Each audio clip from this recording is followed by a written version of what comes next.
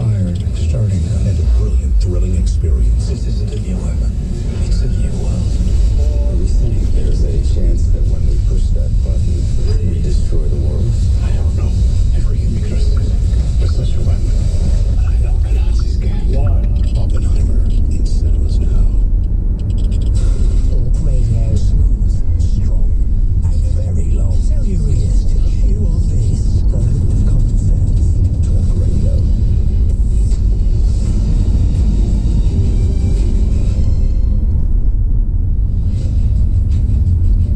Welcome back. We've been discussing, of course, the results of yesterday's by-elections, in which the Conservatives picked up a surprise victory in Uxbridge, but suffered heavy defeats to the Liberal Democrats in Somerset and Frome, and to Sir Keir Starmer's Labour Party in Selby and Ainsty. Joining me now in the studio, former Special Advisor to Michael Gove, Charlie Roney. Hello, nice to see you. And the Labour candidate who dared to take on Boris Johnson in Uxbridge in 2019, Ali Milani. Hello. Good to see you. So it looks as if it had still been you, you'd have been absolutely scuppered, and it would probably have been you, Les, that slaughtered you. Well, I think we knew, those of us who live locally, who are in the community, who live day to day, and understood from early on that ULEZ was going to be a huge issue that we needed to tackle. I think what I've heard throughout this is that pundits thought that Labour would stomp to a victory and that would be an easy win in Uxbridge. Those of us who know Uxbridge, who've worked there, who've campaigned there, knew that wasn't really the case. Just explain why ULEZ is such a big deal in Uxbridge, because there'll be loads of people watching and listening who haven't been affected by ULEZ, don't have to even think about Sadiq Khan, aren't worried about it in the least, and won't know why it's such a big deal that it can swing an election result. So the reason that ULEZ is such an important issue in Uxbridge and South West is we're actually what is often called as the donut parts of London. We live in the outer parts of London, and often your car is much more important to you to get into work, to see family, to care for loved ones. And obviously, working families and those who can't afford to buy the newer cars that are ULEZ compliant are suffering the most. And so thousands of pounds are having to be given to go see their families, to go see. And this is if they drive a diesel car. And this is if they drive. And let's just add the thing that we always must add every time we mention it, which was, Charlie, that when people bought diesel cars, they thought they were doing the right thing, and it was the government who told them it was the right thing for the environment. They did it to be good, not to be bad. Well, that's true, and I think that's why the issue is so big, is because it's being put upon people without any kind of time to go and replace your diesel car. There isn't enough sort of money in the bank to sort of do a proper scrappage scheme. It's just something, a £12.50 charge that are going to hit motorists, people that have to work hard, that come into London, that use their car every day, that have to use their car every day. And there's no consultation. It's been slapdash, too quick, and no consent from Londoners or the local community, and that's why there's so much pushback. Sure, so Ali, you're not at all surprised by this result? No, because, and this is the part that's painful for me. I think we could have won Uxbridge and South West, I really do. If we had known what we all knew locally and had run the campaign with local people really at the centre of it in the way that I think it should have been run, then I think we could have won it. And that's no disrespect to the hundreds of people who worked so hard, particularly the activists, the staffers, and the candidate. So what do you think this campaign lacks then? What did it not have? Well, it's not just this campaign. I think, first of all, we pivoted to ULEZ far too late. We were sort of chasing that. We let the Tories set the narrative, and we were chasing that the whole time. But the most important thing for me, call me old-fashioned, but I think politics is best when it has local people at its heart. Right. And I experienced this when I ran with the third runway at Heathrow, where we might have had different positions to the mayor. We didn't at the time on that, but we may have different positions to the party in general. Yeah. But when the local people know that it's a local man who's fighting for them, or a local woman who's fighting for them, who understands those issues, who feels that pain, that's really, really important, and that's how you gain the trust. And when I knocked on doors in 2019, and I'm not saying I would have won this election, that'd be ludicrous, it would be disrespectful to Danny, and it would be disrespectful to the activists.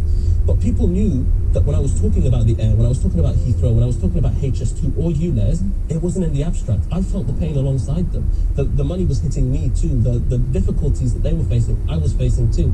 And you could create that bond. I think the lesson that Labour needs to learn from it, or all of us need to learn from it, is every election is going to be a local election. That's how politics works. It's ULEZ and Uxbridge. It might be something else in a different constituency. But we need to centre local people at the heart of these campaigns, to listen to the local constituency party, to listen to local activists, and we would win. Charlie, though, only the other day, I'm sure you were here in the studio at the time, that actually what people vote on and vote for ultimately isn't anything local at all. It's usually a feeling about the party, and very often a feeling about the party leader. It's very often that kind of emotional feeling. If you ask them why they're doing it, they may not even be able to explain why. That feeling, that's one of the reasons why we get those secret, covert Tory voters who suddenly vote Tory on the day, having said they won't and announce that they won't. What do we call them? The crypto Tories or something? I forget what we call them. Something Shy like Tories. that. Shy Tories, something like that. But we always have that thing, don't we? We do. I mean, look, in Uxbridge, South Wales, I mean, Steve Tucker was very local, the local candidate, but it was ULEZ that was the big issue on the doorstep. And I think if you look at the other two by-elections, people were not voting for things that they supported. They were voting against things. So in Uxbridge, people voted for the Conservatives because they were voting against ULEZ. Yes. In Somerset and Broome, they'd had a Conservative MP there, David Warburton, that had been absent for about 18 months because of the drugs and misconduct abuse allegations. So he'd been absent, so quite rightly you want to chuck him out and change for something else. And in Selby, I think that residents there, from what I've heard, people knocking on doors, they didn't like the way that Nigel Adams just stood down, having been a big supporter of Boris Johnson. He wasn't getting into the House of Lords, a bit like Nadine Dorries of his parish, and sort of took off. Nadine Dorries is still there. She's sticking like glue as far as we're concerned. Having said to me, actually to me, on the day, I am standing down with immediate effect. I don't know what she means by immediate, but she certainly hasn't done it, has she? Well, exactly. So I don't think people are voting for hope and for change. They were just voting against things. And I think what is extraordinary that we haven't really talked about, what I haven't heard too much being talked about today through pundits, is just the amount of people that stayed at home. Turnout was incredibly low in some of these by-elections. And I know Labour will absolutely want to celebrate the fact that they've sort of turned over, they said, in Selby and Ainsley.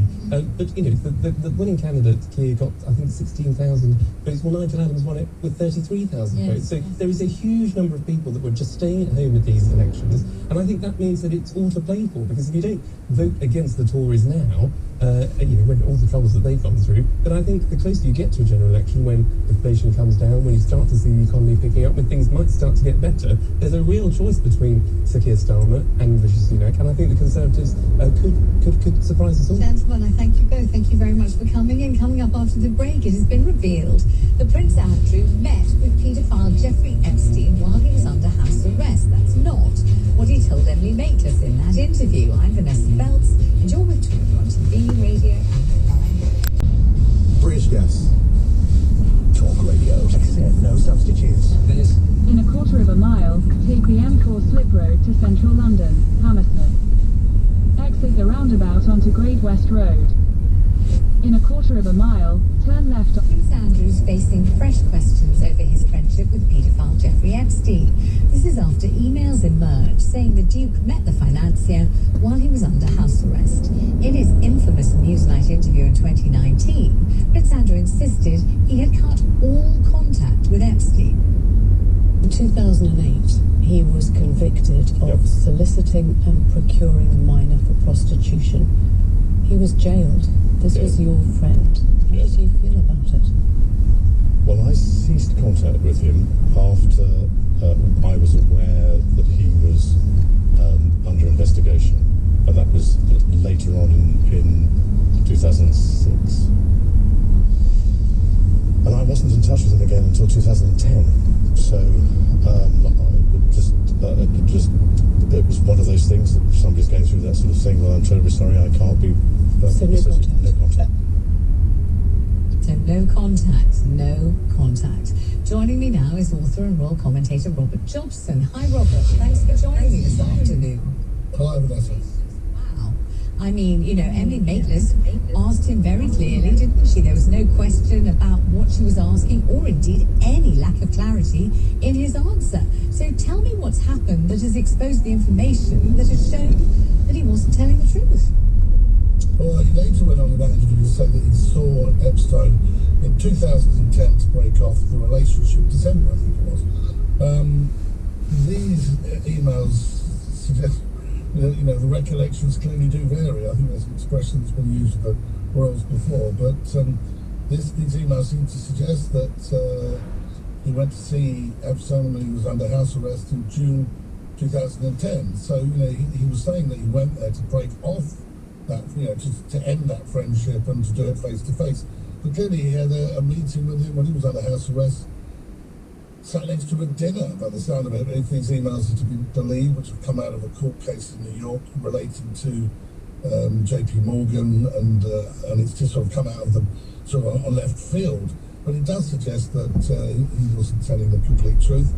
And any hope there is or was of him ever coming back to public life, I can't imagine this will help. I mean, it's just beggars belief. Will this be put to Prince Andrew? Will there be any kind of formal asking him, listen, this is what you said on the record, on television, to Emily Maitlis, to the nation? It doesn't seem to be true. Look at these emails. What do you have to say? Well, is there any means by which questions like this can be put to him or not? I think that there should be, and he should be responding to it, but he probably won't. I mean, the reality is he hasn't responded or given agreed to give her the evidence. He did that closed deal with Virginia Giuffre as she was, and settled out of court. The FBI still would like to speak to him, but he won't speak to them. So as it stands, I think that if he isn't going to come out and explain it, he'd probably be wise to stay completely silent about it, because there's nobody really chasing him down that he has to answer these questions. But it's just another problem for him, because it shows you that tell-all documentary, that tell-all interview with Newsnight that was supposed to clear his name there was untruths in it, and that's intends to raise the question, doesn't it? But so what else was he lying about? And he does remain, doesn't he, a constant thorn in the royal family's side. There have been these series of huge royal occasions, the death of Her Majesty, we've had the coronation, we had Her Majesty's funeral, of course, and each time there's Andrew, and he's kind of sticking out like the proverbial sore thumb, and there's always discussion and controversy over what he should be allowed to wear, what he shouldn't be allowed to wear, which part of the ceremony he should be seen at, which part he shouldn't be seen at. It's just a constant embarrassment, isn't it? And then there's the controversy over his home, his 36-bedroom home that he shares somehow with his ex-wife and just will not be budged from. You summed it up perfectly there, Vanessa. The reality for the new king, his brother, of course he loves him as a brother, but he is a huge embarrassment to the new reign and to the new king. And I actually think the king's done pretty well in trying to keep him out of public events. I mean, when the Queen was alive, the late Queen Elizabeth, she did include him, as a son and a favoured son, that she did include him in occasions. I can only see that the king will continue to effectively cut him out of public life. I don't think that there will be many more arguments about whether or not he should get any particular events. We've had the coronation. There probably won't be a jubilee or anything like that for this king, and he's 75 in November. But the reality of it all is that he does live in this expensive, huge property, royal property. But again, that seems that he's going to continue to be able to stay there under his contract. But I do know that they do want to shift him out of there, and for as far as they're concerned, they probably quite like him just to retire by a golf course and no longer say anything, because these problems just keep reoccurring, Vanessa. And as you summed it up, every time that he comes up in the media, it causes the royal family slightly excruciating embarrassment. I wonder if anyone would want to play around a golf with him. That's another question. Robert, thank you very much. Good to have you on board. Coming up after the break, the great summer getaway. Maybe think again after Brits are hit with delays, costs and chaos on the busiest day of European travel. I'm Vanessa Feltz, and you're with Talk on TV, radio and online.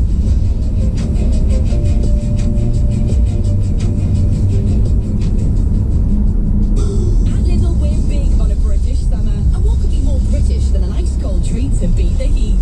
Stay cool with a range of ice creams for $1.69 and 10 Rocket Ice lollies just $1.39. That's more lollies than you can shake a stick at.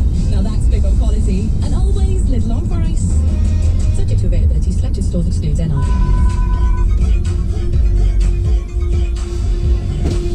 We interrupt this track to inform you about selling your car the motorway way.